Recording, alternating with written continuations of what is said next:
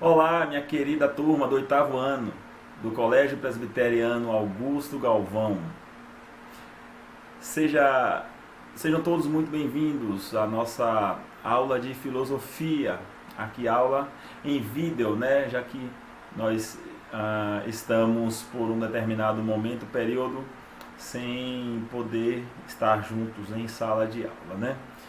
E o assunto do que nós vamos falar neste momento se chama autonomia, né? É o segundo capítulo do nosso módulo. E falar de autonomia é falar daquilo que nos diz respeito às nossas próprias decisões, em especial a decisão da faixa etária de vocês, que é a faixa etária adolescente, né? É natural que na adolescência, no decorrer do crescimento, do amadurecimento, em meio a tudo quanto vocês, como adolescentes, pela própria indumentária da faixa etária de vocês, vão vivenciando, muitas de suas ações, muitos de seus atos, eles são muitas vezes recheados de insegurança, de medo mesmo, porque os conceitos que solidificam as nossas decisões ainda não estão muito bem fundamentados, né? É natural que exista uma incerteza sobre se você deve se posicionar da maneira assim ou de outra maneira, né?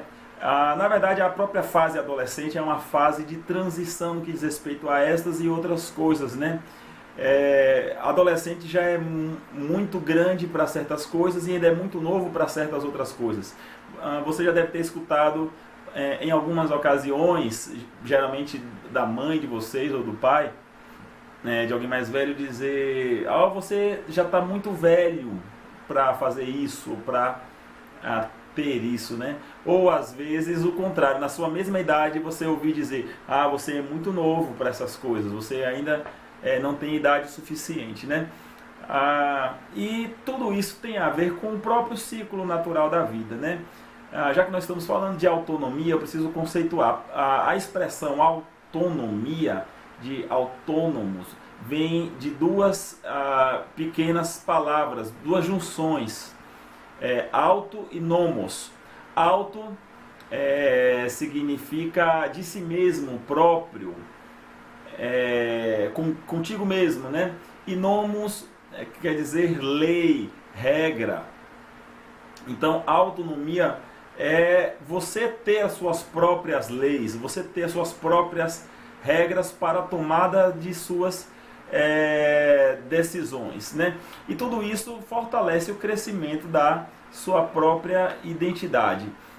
À medida que você vai aprendendo, até que nas suas próprias decisões você vai obtendo sucesso, ou até tendo algumas falhas, alguns erros, você vai revisando alguns desses conceitos, ao passo que vai fortalecendo aqueles em que você julga que andou no caminho certo, bem como aqueles em que você julga que a sua decisão não foi muito acertada para determinado momento.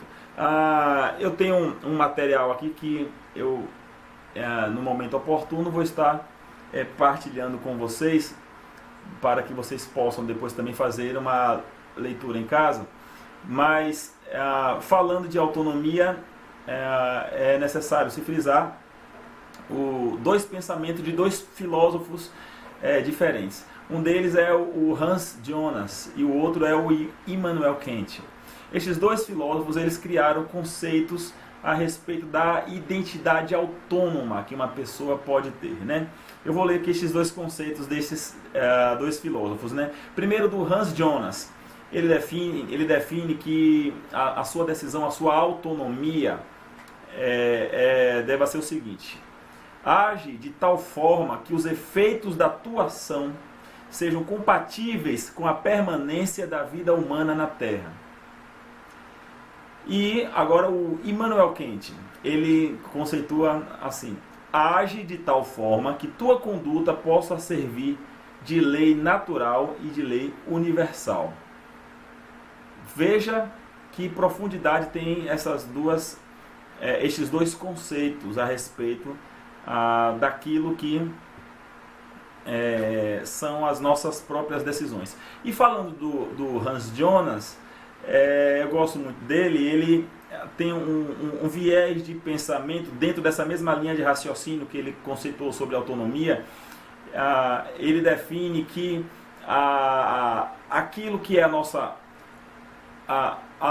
nosso proceder autônomo não deva ser feito dissociado da sociedade onde nós vivemos. Eu vou explicar melhor.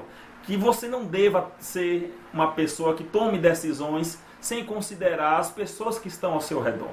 Então, ele vem dizer que a melhor maneira de se ter autonomia, as melhores decisões autônomas são aquelas que são tomadas que visam não somente o seu próprio bem, mas também o bem comum. Porque veja bem como isso faz bastante sentido. Eu posso ser senhor do meu destino, tomar minhas próprias decisões, escolher que eu quero seguir este caminho ou aquele outro caminho, e este determinado caminho ser prejudicial para uma pessoa que está ao meu lado, ao meu redor, ou para uma sociedade. Bem como eu posso tomar alguma decisão também que, sendo boa para mim, possa ser também boa para outras pessoas. Vou dar um exemplo. Eu posso, no que diz respeito a me deslocar de um lugar para o outro, aqui onde nós moramos, nós não temos a questão do transporte público assim dentro da cidade, né? Mas eu vou ali na farmácia, na padaria e tal. Às vezes algumas pessoas se deslocam a pé, de bicicleta ou de ônibus, de carro. A pessoa tem a sua autonomia para decidir como ela quer se deslocar. Mas eu posso escolher uma maneira que, por exemplo, ir a pé ou de bicicleta, pensando no bem comum, em indo de carro, eu estou prejudicando de uma forma bastante direta no que diz respeito à emissão de gases nocivos à nossa atmosfera, o monóxido de carbono, né? Indo de carro, eu estou causando mais estresse a mim mesmo e às pessoas na rua. Indo de carro facilita para que neste aglomero de carro possa haver engarrafamento, o que também é um outro problema estressante. Então, nas nossas decisões autônomas, nós podemos tomar decisões boas para nós, seguras, com responsabilidades, bem como também aqueles que estão ao nosso derredor. Então, para finalizar, também é importante dizer que a autonomia, ela também vem embutido a ela o assumir das consequências das suas decisões. Assim como você pode ser autônomo para decidir comprar ou não comprar, ir para algum lugar, não ir, fazer uma coisa ou não fazer, estudar ou não estudar, você também tem que arcar com as decisões da tua escolha. Um aluno, por exemplo, que na véspera da prova, que ele vai querer estudar somente faltando horas para acontecer uma prova, ao invés de já vir estudando desde quando o professor ministrou o assunto, ele deva arcar com a consequência de tirar uma nota baixa, consequentemente ser um aluno mediano e possivelmente ser um péssimo profissional. São escolhas. Então a autonomia, ela nos cobra que sejamos responsáveis em nossas decisões, tá bom? Então é isso. O conteúdo dessa aula vai permanecer aí disponível para vocês. E eu quero orientá-los o seguinte: eu vou passar uma atividade para vocês. Eu disse que falaria do material. Nas páginas 9 e 10 do nosso módulo, e tem o conteúdo do que nós acabamos de conversar. E nas páginas 11 e 12 tem algumas atividades. Mas dentre todo este assunto, da página 9 à página 12, eu elaborei um breve formulário, um questionário de apenas 5 perguntas, que eu vou enviar no link do grupo do WhatsApp da sala, onde nós estamos, né? No grupo do 8º ano, onde tem, além de mim, outros professores, todos os alunos, né? Vou colocar o link neste grupo. E você vai clicar neste link e vai abrir o formulário. Você tem que pensar bem antes de responder, porque quando você marcar a resposta, marcar as opções, no final você clica em enviar, ali já era. Você pode alterar ainda enquanto você está pensando, mas depois que enviar, já era, tá bom? Vou dar também uma outra orientação para você.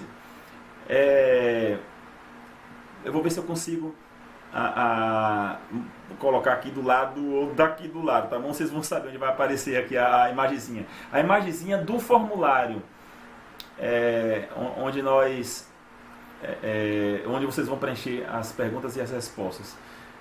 Tem logo no comecinho, depois do título, questionário e tal, tem embaixo assim, digite seu e-mail.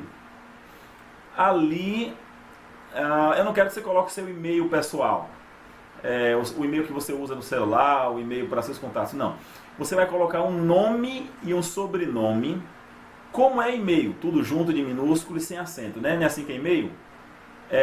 Por exemplo, se for João Aragão, vai ser João Aragal, né? E-mail. Você vai colocar um nome e um sobrenome para poder identificar, porque são muitos alunos, né? @CEPAG, né? Colégio Presbiteriano Augusto Galvão.com. Pode ficar despreocupado que isto é uma forma com que este formulário reconheça você como aluno aqui para mim no sistema, tá bom? Então, por exemplo, Marco Túlio, seu nome, você vai escrever marcotulio@cepag, CPAG, né? Colégio Presbiteriano Augusto Galvão, CPAG.com, certo? Só .com, não é .com.br não. E aí eu vou receber os nomes e os sobrenomes de todas as respostas e posteriormente avaliar cada um dos formulários, tá bom? Tudo de bom, qualquer dúvida que precisar, estou à disposição.